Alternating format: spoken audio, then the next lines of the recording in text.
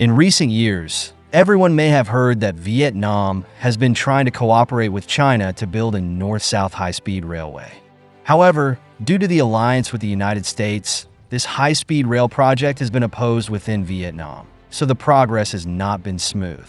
It was not until August 2024 that Vietnam's new president visited China for the first time after taking office.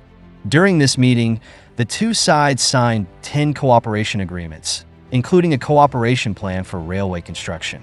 The plan aims to allow China to help Vietnam build 3 new railways connecting the capital Hanoi and the Sino-Vietnamese border. Immediately afterwards, in October this year, the Chinese leader visited Vietnam again, and the two sides signed as many as 26 cooperation documents, one of which was the China-Vietnam Railway Docking Project. This series of actions shows that the plan for Vietnam and China to cooperate in the construction of railways seems to have become a foregone conclusion. However, Vietnam has been cautious about railway cooperation with China before and is even reluctant to strengthen its relations with China. So, what prompted Vietnam to actively seek cooperation with China while considering its relationship with the United States? If you like our video content, please click to subscribe to my YouTube channel so that you can receive all our latest video content. Now, let's get into today's topic.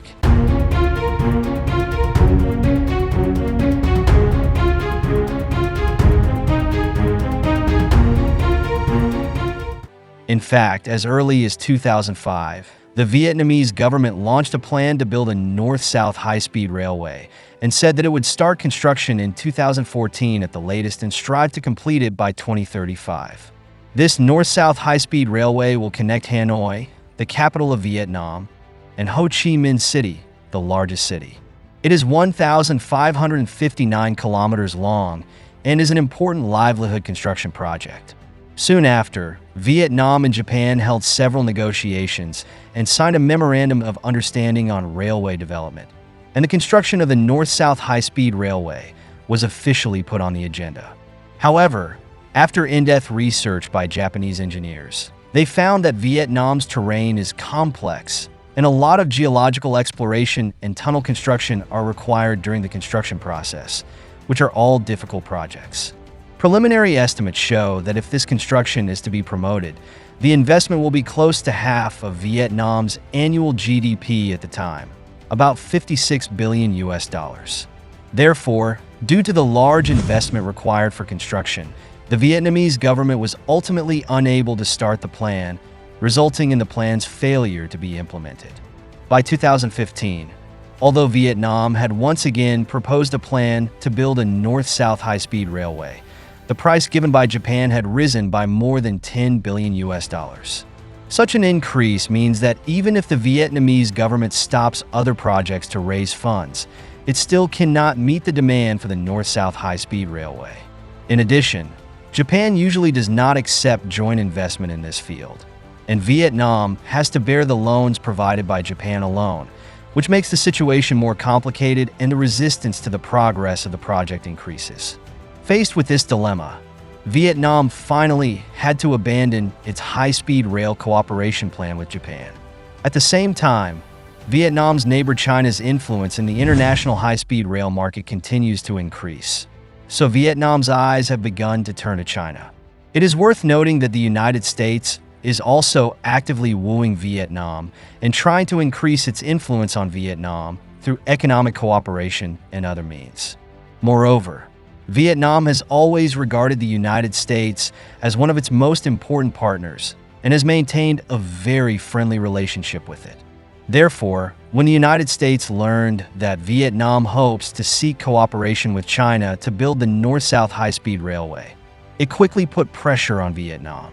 In the internal politics of the Vietnamese government, there are also officials who, like India, regard China as a threat and have always opposed the plan to seek China to build a high-speed railway.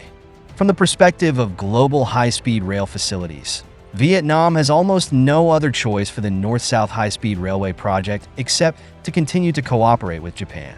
But surprisingly, this year Vietnam ignored the U.S. relationship and internal officials' opposition, and the new president visited China directly after taking office to discuss railway cooperation projects and other issues. So, what happened behind this? In August this year, the new president of Vietnam chose China as the destination for his first visit. The two sides signed 10 cooperation agreements, the most eye-catching of which was the Railway Cooperation Agreement. According to this agreement, China will assist Vietnam in building 3 new railways connecting the capital Hanoi with the Sino-Vietnamese border. The 3 railways are: the first is from Lao Cai in Vietnam to Hanoi, and then to Haiphong, using a 1,435mm standard gauge, which will directly connect with Yunnan, China. The second railway extends from Mong Cai in Vietnam along the coastline to Halong City and finally reaches Haiphong, connecting to Guangxi, China. The third railway starts from Lang Son, an important border town in Vietnam, and leads to Hanoi and finally connects with Nanning in Guangxi, China. These 3 railways will be connected with each other with Hanoi as the center, forming a railway network covering northern Vietnam, directly leading to Yunnan and Guangxi bordering China. It is worth noting that after the Vietnamese president ended his visit to China in August, in order to keep the attitude of Western countries towards him, he visited the United States and Europe in succession. After meeting with U.S. President Biden, he also had frequent contacts with the U.S. business community, participated in several business events held by the U.S., and met with Boeing, hoping to set up a factory in Vietnam. Subsequently, Vietnam visited Europe and signed a cooperation agreement with France on October 8th involving railways and shipping. Judging from these actions, Vietnam is obviously also showing goodwill to Western countries after cooperating with China, showing the strategy of bamboo diplomacy, aiming to maintain a balance between major powers and seek more benefits between China and the United States. Then in October, China also visited Vietnam, held talks with Vietnam's top leaders, and signed 16 cooperation agreements again, aiming to put the construction of railways on the agenda. So, why must these railways be handed over to China to build? In fact, the reason why Vietnam is eager to seek China's railway construction is mainly because the entire Southeast Asia region has been included in the Pan-Asian railway network dominated by China. If Vietnam still holds some anti-China ideas, it really faces the risk of being marginalized. At present, Vietnam's neighbors are accelerating related projects. First of all, Laos has completely broken the geographical inland limitation of Laos since the opening of the China-Laos Railway in 2021. This railway connects Yunnan, China, and Vientiane, the capital of Laos, with a total length of 1,035 kilometers. Since its opening, it has sent a total of 29 million passengers and transported more than 33 million tons of goods, including more than 10 million tons of cross-border goods, with a value of up to $5.5 billion US, and its transportation capacity is still being improved. In addition, Thailand is also actively seeking cooperation with China to speed up the construction of the China-Thailand Railway, and is looking forward to connecting with the China-Laos Railway as soon as possible. According to the plan, this China-Thailand Railway is part of the Pan-Asian Railway Network, with a total length of 867 kilometers. It starts in Nong Khai province in northern Thailand, passes through the capital Bangkok in the south, and finally reaches Rayong province, an important industrial city in the east. Once the southern section of the China-Thailand Railway is completed, it will connect to the Malaysia Eastern Railway in Malaysia and connect with the Singapore-Malaysia high-speed railway promoted by Singapore. By then, this central line will run from China through the entire Indochina Peninsula to the north bank of the Strait of Malacca, and the originally planned northern line in Vietnam may no longer be necessary. In particular, the construction of the De Chong-Funan Canal, which is jointly built by China and Cambodia, has officially started, which makes Vietnam feel great pressure. More importantly, Cambodia had previously thought that it would no longer pin its hopes on Vietnam's railway construction, but actively communicated with Laos and planned to directly bypass Vietnam to build the China-Laos-Cambodia Railway.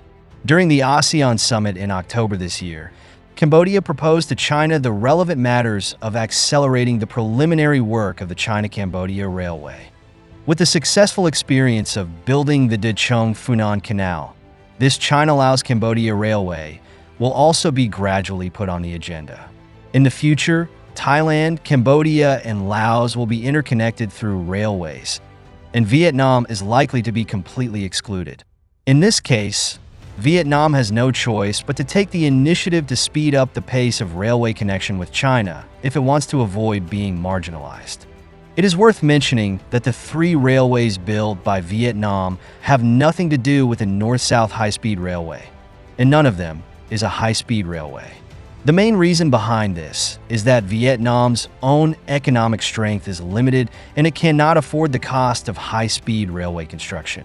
Taking the north-south high-speed railway that Vietnam attaches the most importance to as an example, it is estimated that an investment of $67.3 billion is required, while Vietnam's total fiscal revenue for 1 year is less than $70 billion.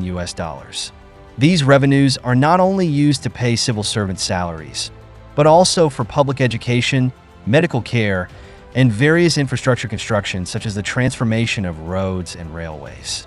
Vietnam simply cannot come up with funds to build high-speed railways. Although Vietnam has considered hoping that China will provide 80% of the funds, part of which will be a low-interest loan and the other part will be an equity investment. But everyone knows that high-speed rail is not a very profitable project, so China rejected this proposal. If these funds are invested in Vietnam, it is still unknown when they can be recovered. Therefore, in the absence of China's high-speed rail technology and funds, Vietnam can only temporarily compromise and complete the docking of the China-Vietnam Railway first. Moreover, the integration with the Chinese railway can also greatly shorten the time for the construction of the North-South Railway. According to relevant data, in the first 9 months of this year, the bilateral trade volume between China and Vietnam has reached $190.3 billion, an increase of 17.6% year-on-year. As of September 30th, the volume of goods sent by the China-Vietnam train departing from Guangxi, China, and arriving in Hanoi, Vietnam has successfully exceeded 10,000 TEUs, reaching 10,380 TEUs. All this happened when China and Vietnam have not yet truly achieved cars on the same track. Once these 3 railways connecting China are open to traffic, Vietnam's economic landscape may usher in revolutionary changes. Goods made in China can be transported directly from factories to Vietnamese ports and then distributed around the world.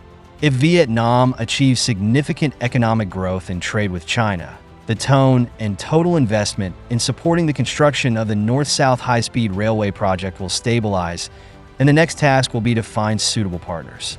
As long as the conditions are right, Vietnam's future high-speed rail system is not impossible to achieve.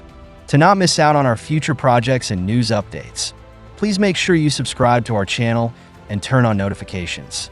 We will continue to provide you with more exciting and interesting content.